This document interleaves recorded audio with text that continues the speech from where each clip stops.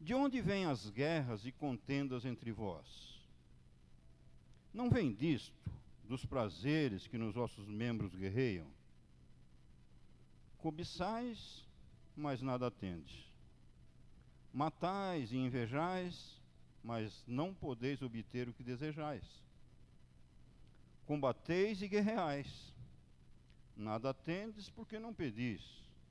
Pedis e não recebeis, porque pedis mal, para gastar em vossos prazeres. Adúlteros e adúlteras. Não sabeis que a amizade do mundo é inimizade com Deus? Portanto, qualquer que quiser ser amigo do mundo constitui-se inimigo de Deus. Ou pensais que em vão diz a Escritura: o Espírito que Ele fez habitar em nós tem intenso ciúme? Antes, Ele nos dá uma graça maior. Portanto, diz a Escritura: Deus resiste aos soberbos, mas dá graça aos humildes. Sujeitai-vos, pois, a Deus. Resisti ao diabo, e ele fugirá de vós. Chegai-vos a Deus, e ele se chegará a vós. Lavai as mãos, pecadores, e vós de mente dividida, purificai o coração. Senti as vossas misérias, lamentai e chorai. Converta-se o vosso riso em pranto, e a vossa alegria em tristeza. Humilhai-vos perante o Senhor, e Ele vos exaltará. Os irmãos podem estar se assentando, e então nós vamos estar trazendo uma mensagem de ensino, doutrina, e eu espero corresponder à expectativa dos irmãos, né? Para que possamos sair daqui edificados, que essa palavra fique no nosso coração, de maneira tal que possamos aplicá-la e ensinar outros, né? Cada um de nós. Esse é o processo de Deus, né? Para a nossa vida como igreja, como comunidade do Senhor. O tema da mensagem é despertamento espiritual. Você concorda que a igreja precisa de um despertamento? É isso que nós vamos, sobre esse assunto que nós vamos estar falando. O título da mensagem: de encontro com a porta estreita. De encontro com a porta estreita. Antes de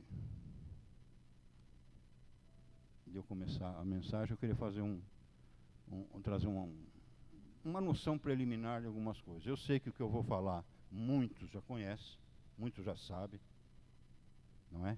Mas como o culto é doutrinário, como nós estamos falando de ensino, como eu estou falando que nós vamos fazer uma série de estudo e tal, convém que eu fale o que eu vou falar agora, porque pode ser que beneficie alguém. Eu não sei o nível de conhecimento de todos os irmãos, eu sei de alguns. Eu sei que muitos aqui já ouviram o que eu vou dizer, mas tem muitos que não sabem, e pode sair daqui hoje edificado. Amém?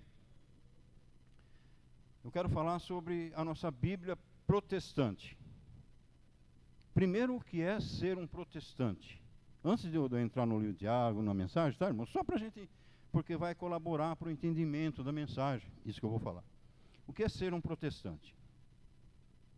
Nós protestamos contra o quê? Se alguém perguntar, qual a sua religião? Né? Muitos aqui sabem o que responder, mas tem gente que não sabe, então por isso eu estou edificando, estou falando para edificação. Nós somos protestantes porque nós protestamos contra o pecado. Então, se alguém perguntar para nós qual é a sua religião, porque Tiago fala sobre religião, amém? Na carta. Está vendo como vem contribuir tudo o que eu estou falando? Então, qual é a sua religião? Nós somos protestantes. E contra o que você protesta? Protesto contra o pecado. E nós temos uma Bíblia. Como protestante, nós temos uma Bíblia. E ela é uma Bíblia que tem um número de livros diferente das Bíblias que contém 7 livros a mais, que são os livros apócrifos. Nós, como protestantes, contra o pecado e contra tudo aquilo que não é inspirado por Deus, nós não temos esses 7 livros. Então, a nossa Bíblia tem 66 livros. Amém? E está dividido em 2 blocos, chamado Velho Testamento e Novo Testamento, o qual nós podemos trocar a palavra testamento por aliança, que é a mesma coisa. Então, no Velho Testamento, nós temos 39 livros, e no Novo Testamento, nós temos 27 livros. Bem entendido isso? Glória a Deus. Desses livros, nós vamos falar, precisamos falar, para mim entrar na mensagem, eu preciso dizer, desses livros, todos, existe uma classificação literária. Não é verdade? Não são todos os livros uma literatura só. Nós temos livros históricos, nós temos livros poéticos, proféticos, temos evangelho. E como nós estamos, o texto que nós lemos se encontra no Novo Testamento, que tem quantos livros? 27 livros. Nesse Novo Testamento, nesse bloco de livros, nós temos também as cartas. São as cartas que o apóstolo Paulo, são as chamadas cartas paulinas, que o apóstolo Paulo escreveu.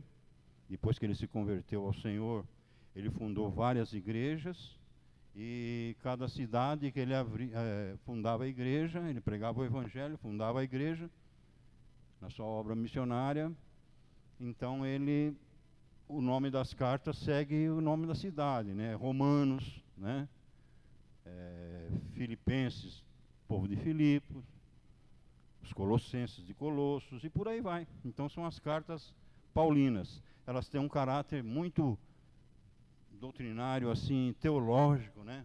O apóstolo Paulo tem uma maneira, as cartas são inspiradas muito teológica, muito falando sobre a relação do homem com Deus no aspecto teológico. Só que nós temos também as cartas gerais, que são, uma delas é essa. Eu não vou falar de Hebreus, porque nós não temos tempo para isso. Mas a porção que nós lemos, ela está numa carta geral, a carta de Tiago. É uma carta geral. Por que carta geral? Porque foi uma carta escrita para os dispersos. Ela começa dizendo, endereçada a um povo disperso, as 12 tribos. Então, pelo destinatário, né, para quem ele está enviando a carta, fala das 12 tribos. Houve um espalha-brasa quando a igreja foi fundada. Lá no livro, eu não falei dos livros históricos. É bom que você, quando leia a Bíblia, tenha noção dos livros históricos, né? Tem muita história boa na Bíblia, bicho. Muita história legal. Tem história de Esther, por exemplo, é um livro histórico. História bonita. A história de José do Egito, não é? E uma série de histórias. Temos também o livro de Atos, que é um livro histórico também. Relata os Atos dos Apóstolos. Um livro que podemos dizer que nós somos a continuação desse livro, porque ele não parou. E lá nesse livro mostra um dia específico, quando Jesus, antes de ser crucificado, ele disse que ia fundar a sua igreja e tal, e que a porta do inferno não ia prevalecer contra ela, e que depois eles deviam guardar em Jerusalém e tal. Então, no livro de Atos, cumpre-se essa promessa, né? Cumpre-se essa palavra. Teve um dia específico lá, em Atos 2, em que aconteceu realmente a descida do Espírito Santo, quando ele havia prometido: aguarde em Jerusalém aí, que eu vou enviar o Espírito Santo, não vou deixar vocês órfãos, e ele é o Consolador. E isso realmente aconteceu. Então note que nesse livro histórico de Atos, no capítulo 2, fala desse dia, quando aconteceu. Os irmãos conhecem a história, conhecem o que aconteceu. Houve eles estavam tudo reunidos e tal, e aconteceu aquele rebuliço todo, e aquele povo que estava ali passou a viver a igreja do Senhor, a igreja que o Senhor fundou. E essa igreja, quando a gente lê aquela história, a gente vê que era uma igreja perfeita, né, irmãos? Porque eles tinham tudo em comum, e, nossa, a coisa funcionava, dava tudo certo e tal. Por um período muito pequeno. Aquela igreja, nunca mais. Houve um espalha-brasa, os irmãos conhecem a história. Até o próprio apóstolo Paulo, que antes era Saulo, começa a perseguir aquela igreja. E os irmãos podem ver no livro de Atos que ele consentia na morte de Estevão e tal. Então, houve um espalha-brasa, e então o Tiago escreve para esse povo disperso, que agora já era o apóstolo Paulo fundando a igreja. Ele ia fundando a igreja e vinha falsos irmãos, falsos mestres, atrapalhando tudo que ele fazia. Certo? Era assim que funcionava. Ele fundava uma igreja, fundava a igreja, e aí vinha o nego atrás, uns falsos mestres, e ali ele ia atrapalhando tudo, procurando atrapalhar a obra do Senhor, a obra feita pelo apóstolo Paulo. Por isso que volta e meia ele mandava uma carta exortando aquelas igrejas. E Tiago é uma carta geral. Quando ele mandava a carta para uma determinada igreja, o apóstolo Paulo, era para aquela igreja em específico. Então cada igreja dali a gente vê que ela tem os seus problemas, uma diferente da outra, todas com problema. Agora, a carta de Tiago é uma carta enviada para dispersão, quando houve aquele espalha-brasa que todo mundo, os judeus tiveram que sair dali. Eles foram pregando o evangelho e se juntaram com os gentios, e começou a acontecer uma série de problemas. E o Tiago, então, eu estou trazendo os irmãos para a carta de Tiago, amém? Agora nós vamos meditar em algumas coisas e trazer a mensagem para que a gente haja compreensão de algumas coisas.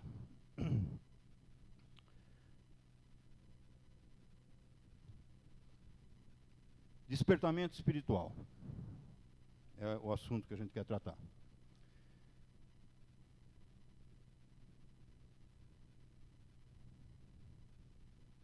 Quando o assunto é religião, eu marquei aqui algumas coisinhas para a gente estar tendo uma diretriz do que nós vamos falar. Quando o assunto é religião, questionamento surge. Por que muitas orações não são atendidas?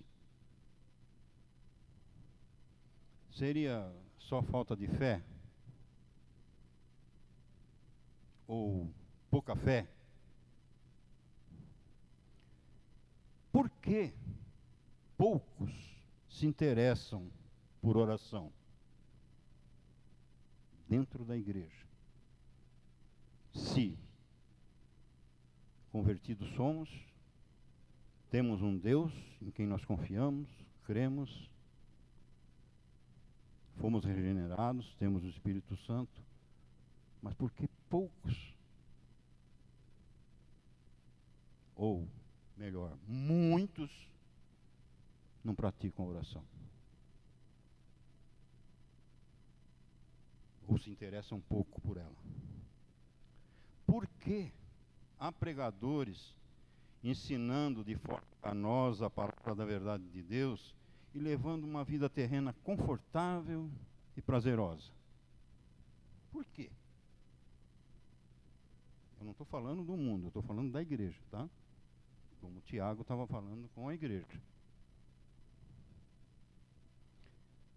Porque muitos já estão a caminho do abandono da fé, porque em sua vida, ela, a fé, já não passa de balela. Muitos estão quase abandonando tudo, abandonando fé, apostatando, porque para elas a fé vira uma balela, um negócio que não funciona. Por quê? É para compreender essas coisas que temos nas Escrituras esse livro chamado Tiago. A vida cristã é um processo de regeneração, justificação e santificação. Eu vou explicar isso. Muitos já sabem, eu sei disso, mas é bom que a gente fala coisas que edifiquem e, quem sabe, haja uma necessidade. Regeneração, justificação e santificação. Regeneração. Estou no mundo, falando de mim, minha experiência. Cada um tem a sua experiência de regeneração. Estava no mundo, não conhecia o Senhor Jesus, só ouvia o pessoal falar, mas eu não o conhecia. Um dia,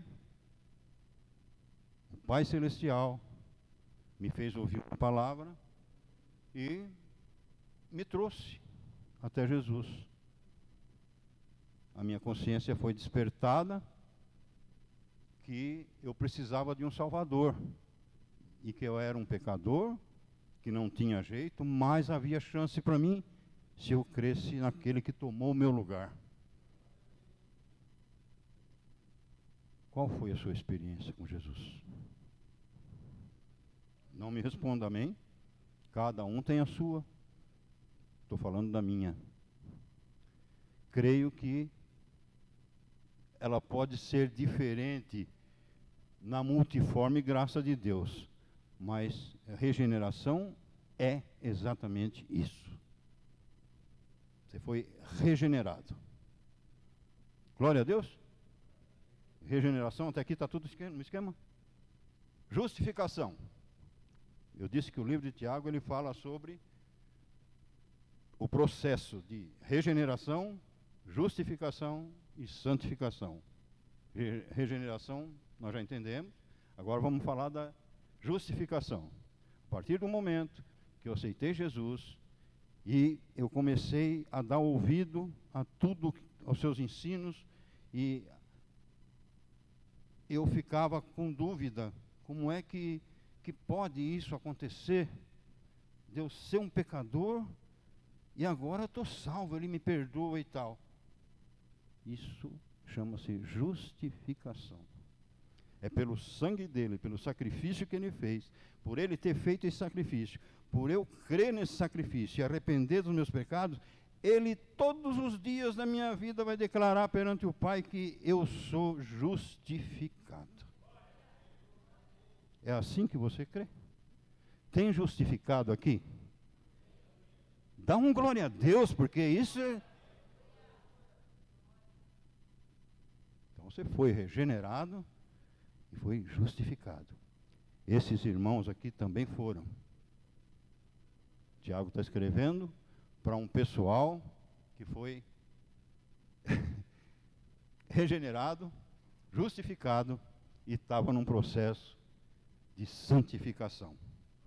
Santificação é aquilo, nós falamos de regeneração, de justificação, glória a Deus. Agora entramos num processo de santificação que vai até a vinda do nosso Senhor e Salvador Jesus Cristo, até a sua volta. Dentro da igreja agora nós vamos ouvindo a palavra, né? E vamos nos despojando de todo vestígio da maldade que está impregnada na nossa alma. À medida que nós vamos caminhando dentro da igreja, Deus nos dá dons espirituais, a palavra é pregada e Ele age no nosso meio, Ele levanta profetas para apontar tudo aquilo que precisa ser corrigido segundo o propósito de Deus. Porque a igreja não pode, não havendo profecia, o povo se corrompe. E Tiago vem justamente fazer esse trabalho. Mexer no âmbito da santificação, porque esses irmãos, eles eram salvos, eles eram regenerados, Jesus os declarava justificados, mas no processo de santificação, vamos ver o que eles faziam? Então vamos.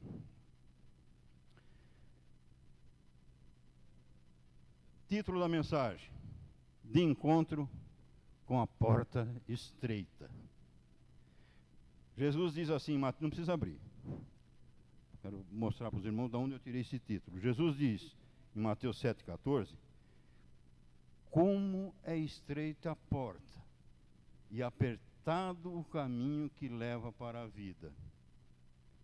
Poucos são os que a encontram. Eu vou repetir, palavra de Jesus, em Mateus, no capítulo 7, versículo 14. Diz assim, Jesus falando: como é estreita a porta e apertado o caminho que leva para a vida. Poucos são os que a encontram. Por isso o título: de encontro com a porta estreita, segundo o nosso irmão Tiago, meio-irmão de Jesus. O que estava acontecendo com esse povo? Com essa igreja dispersa, com esse povo disperso, e que eram salvos, era a igreja. Em primeiro lugar, como temos a certeza de que eles eram crentes e que na carta isso atesta que eles eram crentes realmente e que tinham o Espírito?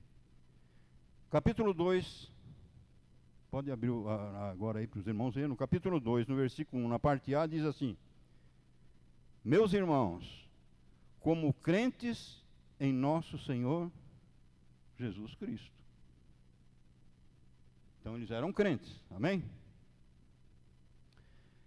Então, como crentes, foram regenerados, Jesus, por seu intermédio, o declarava justificado, e eles então passam a viver uma vida santa, separada, porque Deus Pai faz habitar em nós o Espírito. Veja o capítulo 4, versículo 5, na parte B. Diz assim, capítulo 4, versículo 5, parte B. Por que eu estou salteando para lá e para cá? Os irmãos estão vendo que nós começamos, lemos o 4, eu estou num versículo, depois eu estou no outro, eu volto por um, por dois, porque se trata de uma carta. Amém? E uma carta, ela traz uma mensagem no seu todo. Amém? A mensagem, a linha de pensamento do autor está no seu todo. Então a gente precisa trabalhar. E Tiago, se você for ler simplesmente uma parte, você vê que depois ele volta a tocar no assunto lá na frente, ele volta para cá, vai para lá, e você fica sem entender. Então, precisamos entender essa linha de raciocínio da carta, não é? Nota que então, no capítulo 4, no versículo 5, na parte B, diz assim: ou pensais que em vão, diz a Escritura, o Espírito que ele faz habitar em nós tem intenso ciúme. Então, duas coisas importantes nós já vimos aqui. Eles eram crentes e tinham, como nós, o Espírito Santo dentro, habitando com eles. Amém? Mas então qual era o problema? Que se fez necessário, que estava ocorrendo, onde ele traz advertência e um despertamento para uma vida espiritual prática. O livro de Tiago vai falar de experiências espirituais na prática. O que eles estavam fazendo? Capítulo 2, versículo 1, parte B. Eles queriam entrar ele queria entrar pela porta estreita, mas assim, fazendo acepção de pessoas. Meus irmãos, como crentes em nosso Senhor Jesus Cristo, Senhor da glória, não façais acepção de pessoas. Mas não eram crentes? Não tinham o Espírito Santo? Não queria entrar pela porta estreita? Mas pela porta estreita, sim.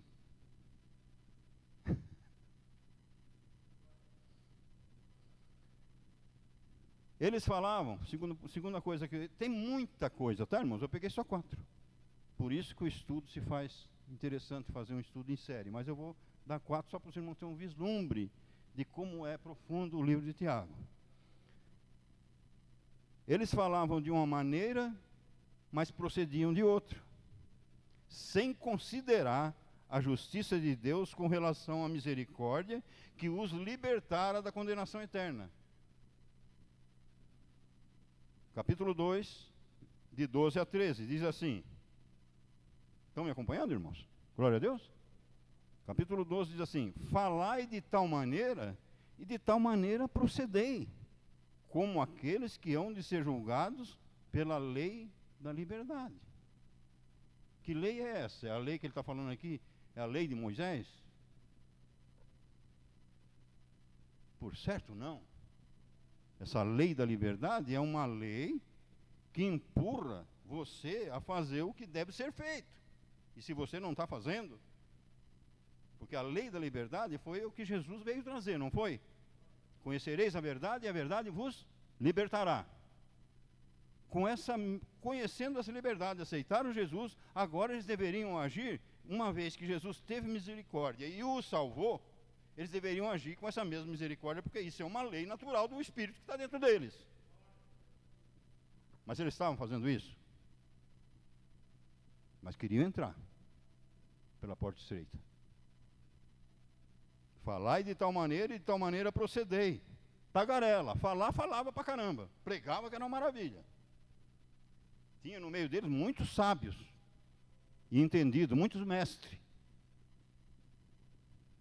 Falai de tal maneira procedei, como aqueles que hão de ser julgados pela lei da liberdade, porque o juízo será sem misericórdia para aquele que não usou de misericórdia. A misericórdia triunfa sobre o juízo. Glória a Deus, meus irmãos. Está vendo como esse povo estava? Eles eram orgulhosos. Veja o capítulo 4, versículo 16. Eu vou ler do 13 em diante. Capítulo 4, versículo 1. E agora, vós que dizeis, falar, eles falam bem. Hoje ou amanhã, iremos a tal cidade, lá passaremos um ano, negociaremos e ganharemos. Né? Arrogância, né? Ora, não sabeis o que acontecerá amanhã. O que é a vossa vida? É um vapor que aparece por um pouco e logo se desvanece. Em lugar disso, devias dizer, se o Senhor quiser, viveremos e faremos isso ou aquilo. Agora, porém, versículo 16, vós vos orgulhais das vossas pretensões. Ora, toda vanglória tal como essa é maligna, mas com o Espírito Santo dentro deles.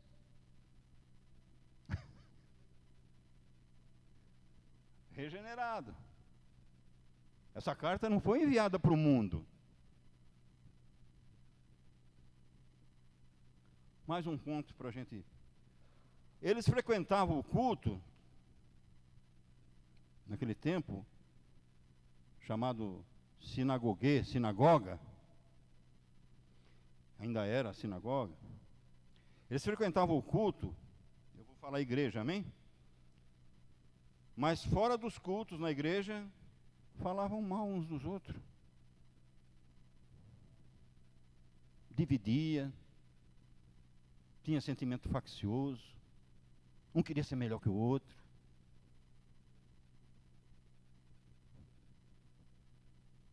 Qual o resultado disso? Veja o versículo 4:11, diz assim, ó: irmãos, não faleis mal um dos outros. Quem fala mal de um irmão ou julga seu irmão, fala mal da lei e julga a lei. Ora, se julgas a lei, não és observador da lei, mas juiz. Essa é a carta de Tiago, meus irmãos.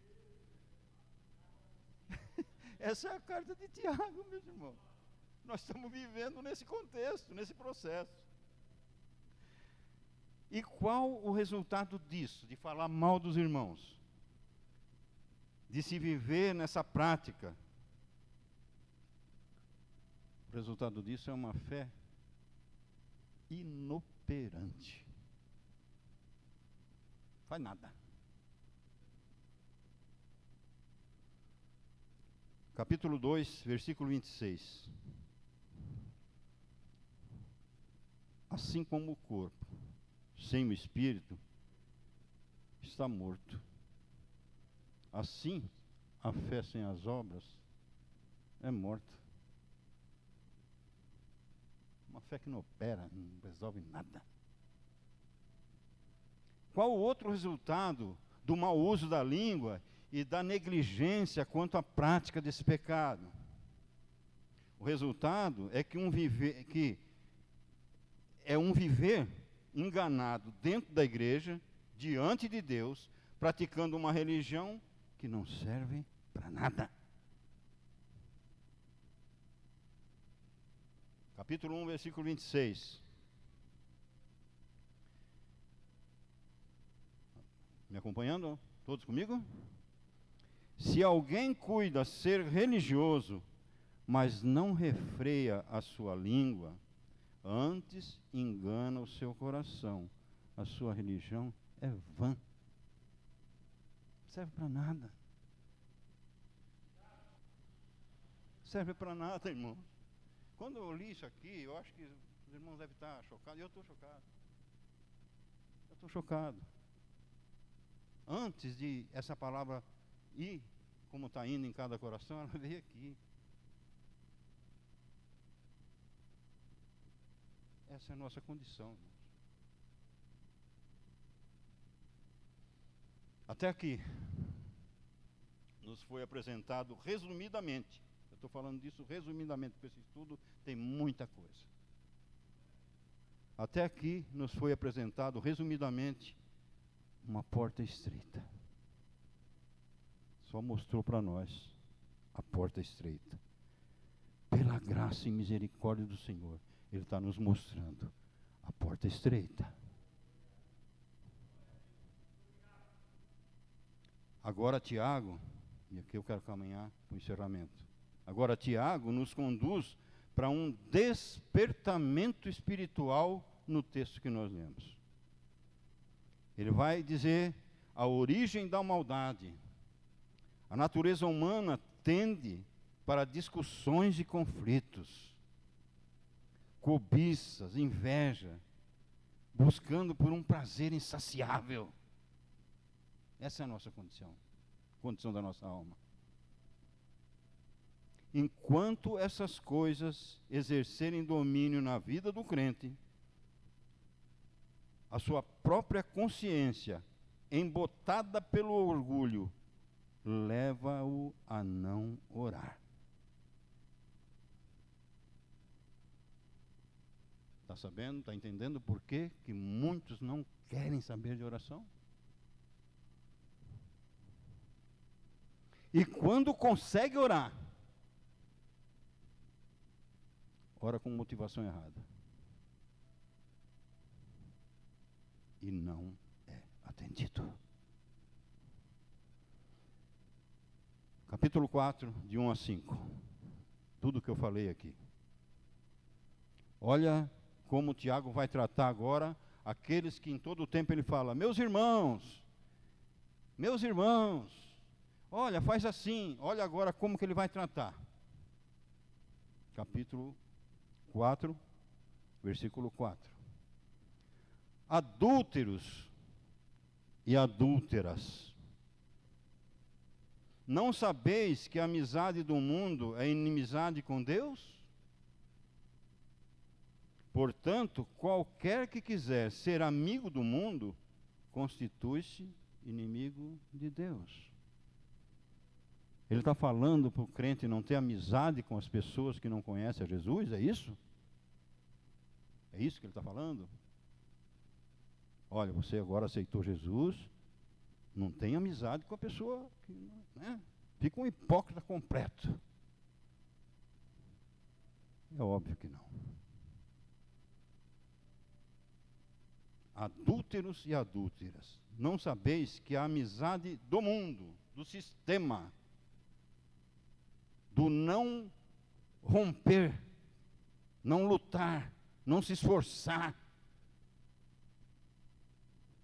combater e guerrear, mas não combater e guerrear entre os irmãos, combater e guerrear contra o diabo. É isso que Tiago está falando. Versículo 5. Ou pensais que em vão diz a Escritura, o Espírito que ele fez habitar em nós tem intenso ciúme. Tinha o Espírito Santo. Pedia e não recebia, porque pedia mal. Isso quando pedia, porque o orgulho impedia até de orar. Não tende nada porque não pedis. Era orgulhoso. E quando conseguia orar, ainda orava errado. A motivação estava errada. Pedia para alimentar os próprios desejos maléficos, de passar um por cima do outro, de querer. Meu Deus. A origem da maldade, a natureza humana, tende para discussões, conflitos, cobiças, inveja, buscando por um prazer insaciável. Enquanto essas coisas exercerem domínio na vida do crente, sua própria consciência, embotada pelo orgulho, o leva a não orar. E quando consegue orar, ora com motivação errada e não é atendido. Agora, irmãos, eu quero partir para o fim da mensagem. Em nome de Jesus. Se parássemos aqui a leitura, ou melhor, se a carta terminasse aqui, né? A gente estava perdido.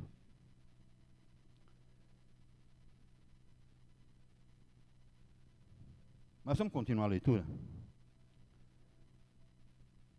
Nós paramos no 5, certo? Ou pensais que em vão diz a Escritura, o Espírito que ele faz habitar em nós tem intenso ciúme. Olha o versículo 6. Olha onde está a solução para o nosso problema. Começa agora Tiago trazer uma solução para o nosso problema. Veja o versículo 6. Antes, ele nos dá uma graça maior. Portanto, diz a Escritura, Deus resiste os soberbos, mas dá graça aos humildes. Como que ele faz isso? Volta para o versículo, capítulo 1. Bem-aventurado o homem que suporta a provação, porque depois de haver passado na prova, está entendendo por que existe provação? Para tentar salvar a nossa alma. Antes ele nos dá uma graça maior. E eu não sei aonde que está, mas eu sei de uma coisa. O apóstolo Paulo diz que onde abundou o pecado, superabundou a graça. Ele nos dá uma graça maior. Tem solução para a nossa vida. Versículo 7. O que é que nós temos que fazer? Sujeitai-vos, pois, a Deus. Resisti ao diabo, e ele fugirá de vós. Não é para resistir o irmão. Não é para resistir o mundo, as pessoas. Não é para fazer isso, é para resistir o diabo. Só que para resistir o diabo, tem que se sujeitar a Deus. Se não se sujeitar a Deus, não tem como resistir ao diabo. Certo? Sujeitai-vos, pois, a Deus, resisti ao diabo, e ele fugirá de vós. O que nós temos que fazer mais?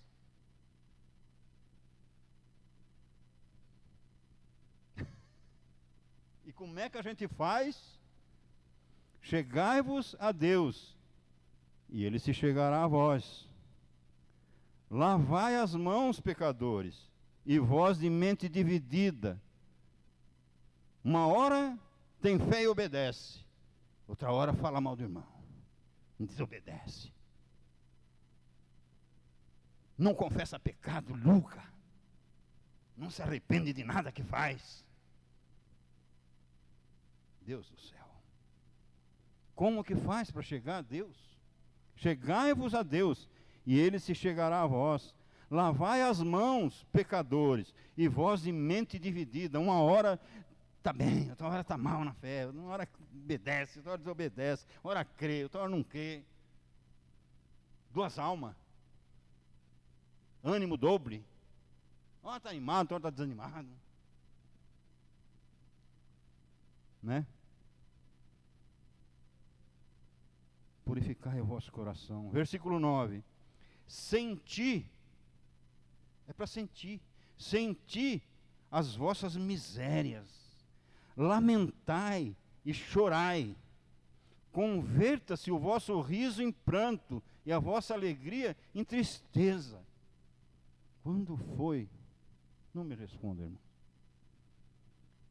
A última vez que ao ouvir uma mensagem,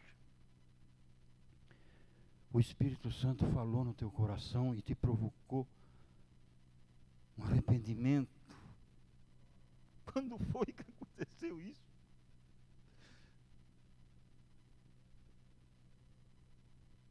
Quando foi?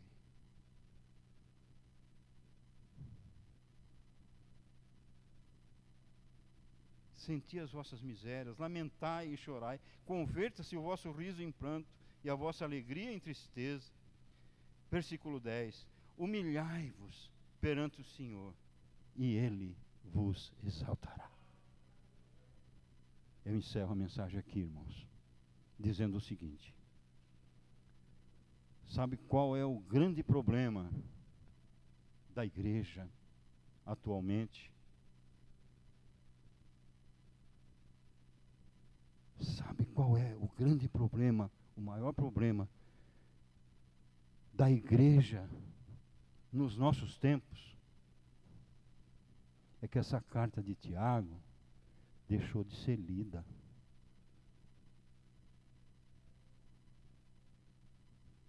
Muitos na multidão nem sequer sabe que existe um livro chamado Tiago. O que aconteceu com a pregação do Evangelho? O que está acontecendo com a pregação do Evangelho? Mas nós, em nome de Jesus, por essa palavra que nós ouvimos hoje, vamos ficar mais atentos em nome de Jesus. Nós vamos ler o livro de Tiago.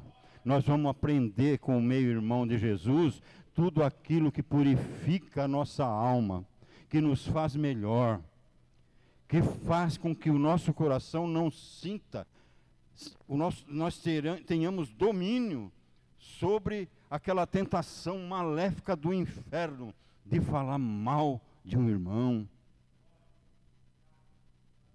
de querer ser melhor, de matar, de invejar. Então, leiamos, irmãos, esse livro de Tiago, quantas vezes for necessária, porque eu creio que na Bíblia não existe nenhum outro livro que trate de uma comunidade na questão da vida prática cristã. Que Deus abençoe os irmãos, em nome de Jesus. Obrigado pela oportunidade, pastor. As palmas louve ao Senhor. Agradeça a Deus por essa palavra, meus irmãos, porque